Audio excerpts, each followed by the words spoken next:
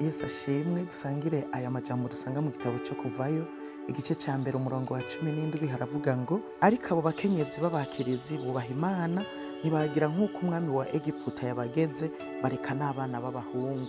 Dusangire ijambo rivuga ngo gufata ingingo nziza utaravye ingaruka mbi zayo. Hari mu gihe cy'Abisirayeli bari mu buja mu gihugu cya Egiputa, Imana ibagirira neza bararondoka cyane baba benshi.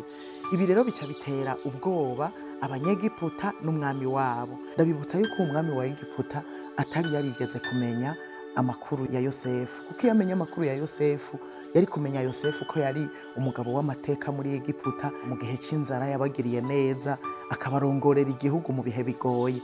Muri icyo gihe abamukomokako ntiyari kwiyumvira kubagirira nabi, kubera amaze kubona bamaze kugwira yaciye afata ingingo ya mbere aravuga ngo aba bantu kugira ngo tubatuze, kugira ngo duhagarike ukugwira kwabo, reka tubaronderere ibikorwa vy'agahahazo, tubahe ibikorwa vy'agahahazo. Iyo ngingo amaze kuyifata babashyira kuri ibyo bikorwa byo kubumba amatafari, babashyira ku bikorwa byo mu mirima, ibikorwa bigoye cyane.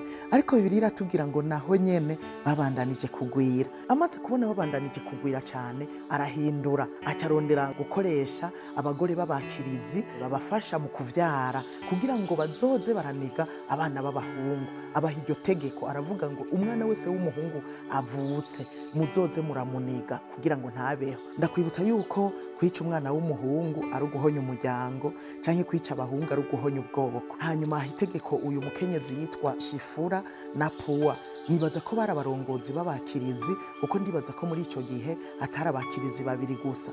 Abo bakenyezi rero bumva bahawe igikorwa kigoye cyane cyo kwica abana, kandi bajejwe kubakingira. Burya abakirizi bajejwe kwakira abana bakabafata neza, makababashikirije abavyeyi babo bameze neza, bumva bahawe igikorwa kigoye cyane. Abo bakenyezi bafashe ingingo ikomeye, ingingo nziza, ingingo yo kurokora abana ijanye mbere n'umwuga wabo, kuko abakirizi bose n'umwuga wabo n'uwo gufata neza abana, makababashikirije abavyeyi babo ari bazima.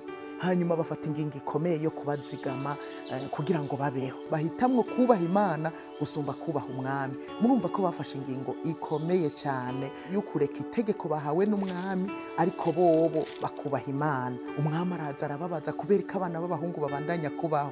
Ahantu naratangaye Imana yaciye ibaha inyishu bari butange. Baca baratanga inyishu baramubwira ngo reka abakenyezi b'abaheburayo kazi ngo n'abahizi twama dusanga bamaze kwibaruka, urumva tutari buronka akaryo ko kuniga abana babo.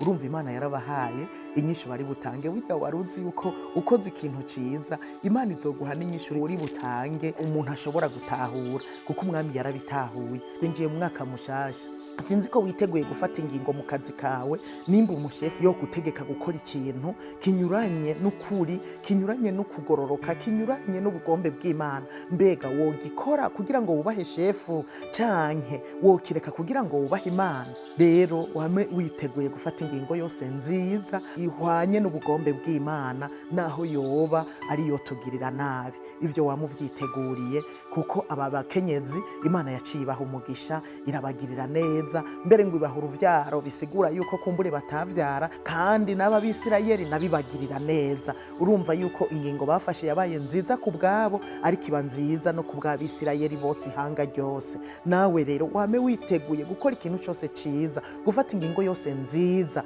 ikiza benshi, naho wowe ufise umurongozi yaguhaye itegeko n'umutinya. Ariko cyane cyane dukwiye gutinya Imana gusumba uko dutinya abantu. Imana yo mwijuru ibahezagire.